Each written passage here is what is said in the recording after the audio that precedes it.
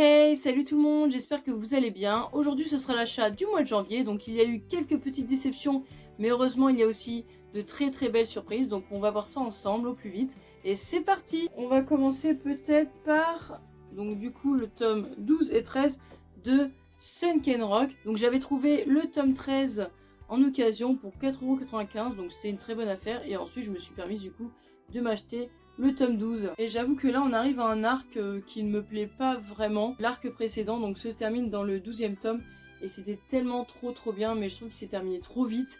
Et du coup c'est vrai que l'arc d'après, je trouve qu'il est pas terrible.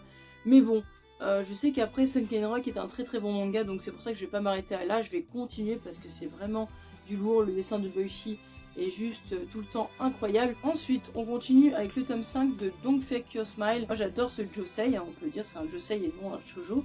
Mais là ça vire un peu shoujo je trouve, parce que là on est clairement dans la romance. Et j'étais un petit peu déçue, je l'ai lu très vite. Il y a un petit bonus qui prend quand même une grosse partie du manga. Ça c'est le manga, d'accord, donc ultra fin au final. Et ça c'est le bonus. Donc j'étais un petit peu déçue.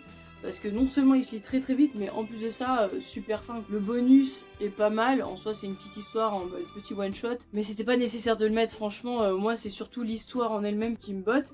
Après, même la couverture, je trouve qu'elle est pas très vendeuse, les couleurs j'aime pas trop non plus, mais sinon ça reste quand même un bon josei, et j'ai quand même hâte d'avoir la suite. Il y a un personnage quand même assez important dedans, il est assez effacé dans ce tome-là, et je trouve ça dommage à voir dans le tome 6, je pense qu'on le verra beaucoup plus, mais j'ai hâte du coup d'avoir la suite. Ensuite, on passe au tome 5 de Nyankees. Il n'y a rien à redire, moi j'ai beaucoup aimé. On s'approche de la fin car ça va être un manga en 6 tomes. Donc voilà, l'avant-dernier, mais franchement ça va être bien et je me demande comment ça va se terminer cette histoire. Après c'est pas une histoire incroyable, franchement c'est très lambda, c'est sans prise de tête. Mais je vous le conseille vraiment pour tous ceux qui aiment les furios et les chats et la comédie. Franchement il est très bien. Ensuite j'ai pris le tome 1 de Akamatsu et Seven, qui est un yaoi, oui un yaoi, alors que je ne suis pas du tout yaoi à la base, mais là vraiment ça change et j'ai vraiment voulu le tester car la couverture me faisait vraiment de l'œil. D'habitude c'est toujours un gars musclé avec un petit frêle ou deux fragiles, enfin c'est toujours le même genre de dessin, le même trait, on voit tout de suite que c'est du yaoi, alors que là je trouve que ça change en fait, on voit vraiment un paysage, on voit une scène et c'est beau, alors qu'il n'y a rien d'explicite. Donc ça j'aime beaucoup. C'est pas du tout comme les autres yaoi d'habitude, c'est-à-dire qu'il n'y a pas de syndrome de Stockholm, donc on va arrêter, où l'autre fait du mal à l'autre, et ils finissent tous les deux par tomber amoureux et tout ça, enfin ça c'est chiant. Alors que là pas du tout.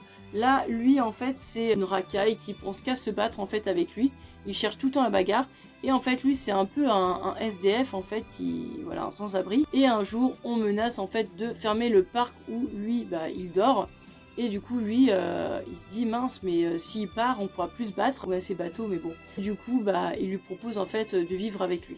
Donc ils vont devenir colocataires. Il va bien sûr s'installer une certaine romance, mais c'est vraiment subtil. Alors bien sûr ça reste pour public averti parce qu'il y aura des scènes olé olé. Il y en a une dans ce yaoi. Mais voilà, je trouve ça subtil. C'est pas du rentre dedans tout le temps.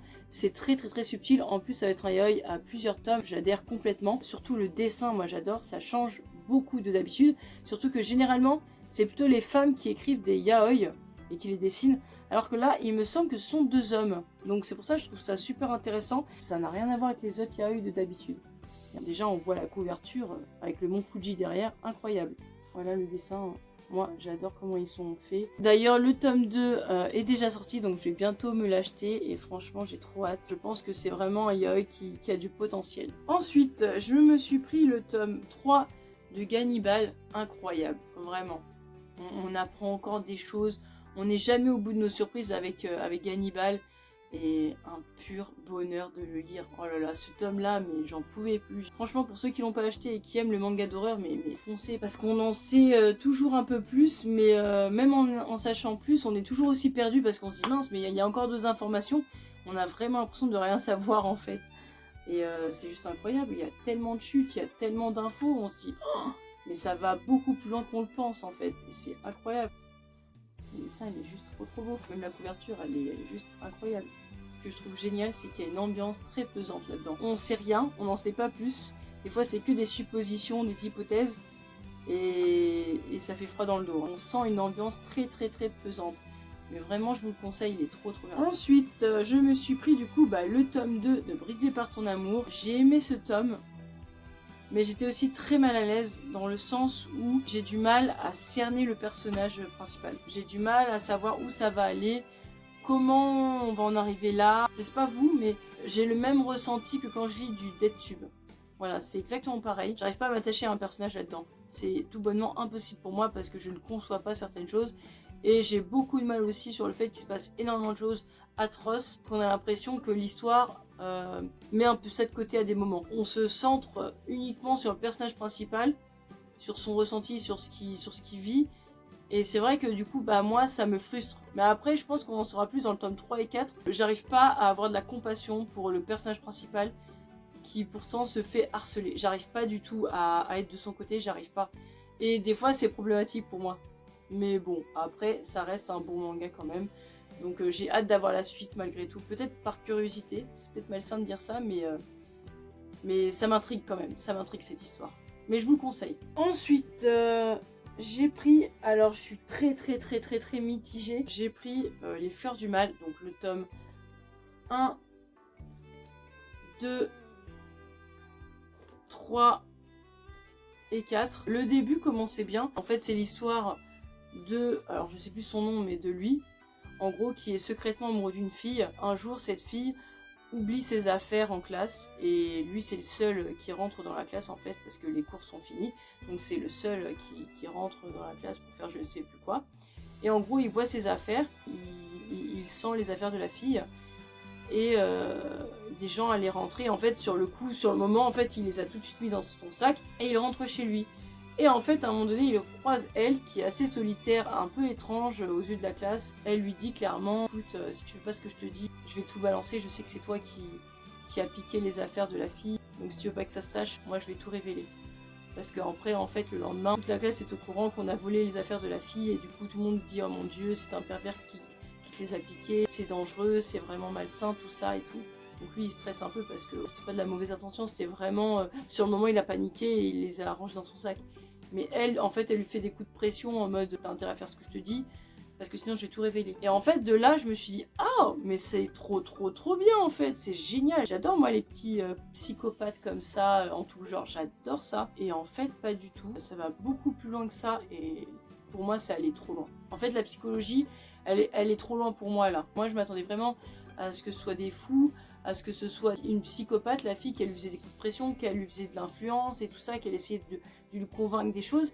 Et en fait, lui-même, il gobe tout ce qu'elle dit et je trouve qu'il loupe des occasions, il sait plus ce qu'il veut et ça me gave en fait. Je vois pas du tout où veut en venir l'auteur et ça me perturbe. Voilà, ça me perturbe.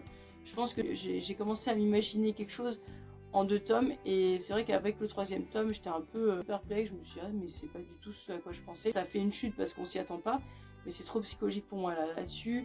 Je suis assez mitigée. Je pense pas que je vais continuer cette série. C'est trop bizarre pour moi à ce moment-là. J'arrive pas à comprendre. J'arrive pas. Et pareil, j'arrive pas à m'attacher à un personnage. Je suis pas dedans. J'ai voulu me mettre à la place en fait des personnages parce que c'est ce que j'essaye de faire à chaque fois que je lis un manga. Et là, franchement, j'ai pas réussi. En fait, le personnage principal, donc lui, il m'a gonflé au bout d'un moment. Il m'a saoulé dans le 3 et 4e tome. Il m'a clairement gonflé. Donc je pense que je vais peut-être pas continuer la série. Ensuite, toujours du même auteur, dans l'intimité de Marie, j'avais pris le tome 1, 2, 3, 4, 5. Alors j'ai acheté bien sûr le tome 9, mais comme je l'ai pas lu, je vous le montre pas, je préfère vous dire clairement que j'ai acheté celui-là. En fait, c'est l'histoire d'un mec qui est un peu un raté, c'est-à-dire qu'il était à l'université, il y va plus, il ment à tout le monde, il ment à toute sa famille, il dit qu'il y va toujours alors qu'il y va plus, il fait plus rien de ses journées. Il est en crush sur une fille qui est plus jeune que lui, donc Marie, et en gros à chaque fois il l'observe tout le temps à la même heure et tout ça, et un jour cette fille se retourne et le voit, et du coup il y a un flash qui se passe, et lui se retrouve du coup dans le corps de Marie. Son âme se retrouve dans le corps d'une fille alors que c'est un homme. Et en fait moi je me suis dit, oh grave cool, Ça se trouve, ça va être un truc de fou, il va se découvrir des choses. C'est un manga pour peut-être pour dire à quel point c'est dur d'être une femme, ou découvrir le corps d'une femme, à quel point ça peut être étrange. Et en fait, ça part dans un délire. Il y a des scènes olé olé, j'étais très mal à l'aise. Mais l'auteur est très porté là-dessus quand même, quelque part. Mais trop bizarre. J'ai du mal à cerner, j'ai du mal à m'attacher, j'ai du mal à comprendre la psychologie qu'il y a dans ce manga. Je sais pas où veut en venir l'auteur. C'est la première fois que je fais ça, mais j'ai essayé de me spoiler, de regarder un petit peu le 9. J'ai rien compris. Donc si vraiment il y a quelqu'un qui a lu ce livre, est-ce qu'il peut m'expliquer un peu en quoi ça consiste? Parce que il me reste 3 tomes, mais d'un côté j'ai pas envie de les acheter si vraiment je sais déjà d'avance que je vais les revendre la série. Si quelqu'un peut m'aiguiller, peut me dire en message ou en commentaire ce qui se passe un petit peu, parce que franchement là je suis paumée. Clairement cet auteur, à part les liens du sang où ça me parle de ouf, où j'ai trop surkiffé, Les Fleurs du Mal et Dans l'intimité de Marie, ça me parle pas du tout. N'hésitez pas à essayer de me convaincre ou à me dire ce qu'il en est, parce que franchement je suis perdue. Et je pense sincèrement que je vais reprendre la série. Et bien sûr, ça c'est quelque chose que j'avais reçu dans l'achat, normalement manga du mois de décembre, mais j'avais oublié de vous le mentionner, donc je vous le mentionne maintenant. Quand j'ai acheté le tome 8 des Liens du Sang, j'ai eu ça en cadeau dans ma petite boutique de manga à Versailles. C'est une sorte de portfolio, une sorte de pochette canson avec quelques petits dessins de l'auteur, de ses œuvres. Donc là nous avons Shino ne sait pas dire son nom, que je n'ai pas encore, mais pourquoi pas, je pourrais tester. Donc magnifique. Ensuite nous avons un dessin de Les Liens du Sang, donc aussi très magnifique, avec la mer toujours un peu malaisante. Encore Les Liens du Sang. Celle-là elle est magnifique, c'est Les Fleurs du Mal. Les Fleurs du Mal là aussi, c'est magnifique franchement à l'aquarelle. Je suis assez contente franchement d'avoir pris ça à ma boutique de manga, parce que apparemment à la FNAC ils ne l'offraient pas. Et je n'étais même pas au courant qu'il y avait ça, hein. Je ne savais pas du tout. Donc heureusement que je l'ai acheté à ma boutique de manga, parce que du coup j'ai eu ça en cadeau. Et bien sûr je le garde parce qu'il est juste magnifique, même si je n'aime pas toutes ses œuvres. Moi j'adore en tout cas son dessin. Ensuite bien sûr j'ai acheté le tome 17 de Ranma 1/2, donc actuellement je suis en train de le lire, parce que sinon je les ai tous lus, mais Ranma 1/2 je suis en train de le lire. C'est une bouffée d'air frais ce manga, ça me fait trop du bien quand je lis, je suis trop heureux, j'ai trop le smile et tout. Franchement, je vous le conseille parce qu'il est trop bien, c'est un manga à l'ancienne. Ah ouais, moi j'adore, je vous le conseille franchement.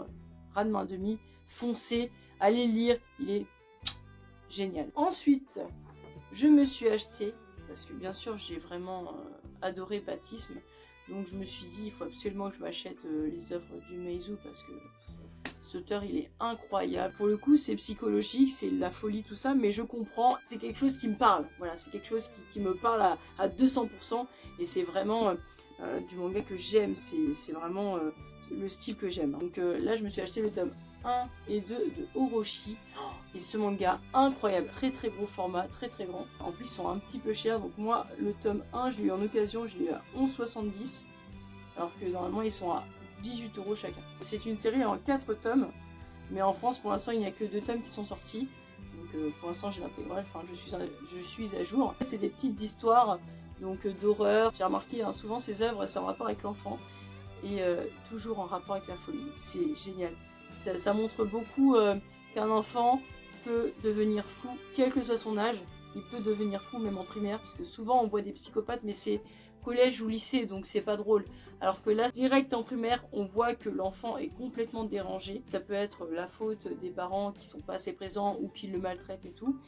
Mais en même temps, ça peut être aussi pathologique. Et je trouve ça trop intéressant, parce que aussi bien les enfants que les adultes, on est tous concernés et on peut tous devenir fou, et je trouve ça trop bien. En fait, il montre à des moments que la folie, elle tient qu'à un fil, quoi. On peut devenir fou en un claquement de doigts, et c'est trop bien expliqué. C'est tout le temps des mini-histoires en fait. Là je crois qu'il y en a 2 ou 3, et là il y en a 3. Et elles sont juste géniales. Moi franchement, je suis à fond dedans tout le temps. Il y a pas mal de chutes aussi. Et ce qui est bien aussi, c'est que par exemple si vous trouvez à la FNAC juste le tome 2 et pas le tome 1, bah c'est pas grave, parce que ça ne se suit pas du tout. C'est vraiment des petites histoires d'horreur. Et c'est trop bien. Moi j'ai hâte là d'avoir le tome 3 et 4 en France, parce que c'est trop bien. Et puis le dessin toujours aussi horrifique, toujours aussi malaisant, toujours aussi bien fait. Voilà. c'est juste trop bien. Et vraiment pour ceux qui ont aimé Baptisme Orochi, c'est obligé, vous allez aimer, c'est trop bien. Et on termine du coup avec l'intégrale de L'école emportée. J'avais juré que je me le prendrais certainement pour l'achat manga du mois de janvier, et c'est chose faite. Il y a un peu de surnaturel dedans, c'est pas gênant, en soi c'est crédible. En fait, Umezu il a ce don de quand il te raconte une histoire, t'es obligé d'y croire. L'école emportée, pareil, c'est horrifique, malgré le titre, peut-être que ça donne pas envie. On voit franchement les yeux, mais on voit l'horreur en fait dans le regard des enfants, et je trouve ça juste génial. Suite à un tremblement de terre, une école finit par s'envoler en gros, pour aller dans un désert, aucun moyen de communiquer, c'est le désert total, il n'y a pas d'eau, il n'y a rien, il n'y a aucune végétation autour. Et du coup les enfants commencent à paniquer et s'aperçoivent au fur et à mesure qu'il n'y aura pas assez de nourriture pour tout le monde. Donc dans ces écoles il y a plus de 800 élèves et bien sûr il y a aussi tous les professeurs. Et de là commence une certaine folie meurtrière incroyable. En fait on voit à quel point l'être humain peut devenir fou dans une situation aussi critique avec son instinct de survie. Parce que ça peut être la personne la plus gentille du monde que vous côtoyez, qui vous fera jamais de mal en temps normal, mais quand il y a l'instinct de survie, oh là là, il est trop fort. C'est pour ça que les couvertures aussi elles m'ont intriguée, parce qu'on voit vraiment le regard des enfants toujours horrifiés, avec plein de couleurs. Voilà, je ne sais combien de fois je vous conseille, pour ceux qui aiment Baptisme, pour ceux qui aiment Orochi, enfin pour ceux qui aiment l'horreur, la folie meurtrière, les gens qui deviennent fous, tous ceux qui aiment ça, vraiment lisez Baptisme, lisez Orochi, lisez l'école emportée, lisez tout ce qui est Kazuo Umezu, vraiment, c'est tout ce qu'il fait. T'as l'impression que c'est l'or, quoi, c'est magique. Vraiment, je vous le conseille. Incroyable. Donc, on arrive à la fin de la vidéo. J'espère qu'elle vous aura plu. En tout cas, n'hésitez pas à lâcher un petit pouce bleu si vous avez aimé et à vous abonner pour de prochaines vidéos. Salut!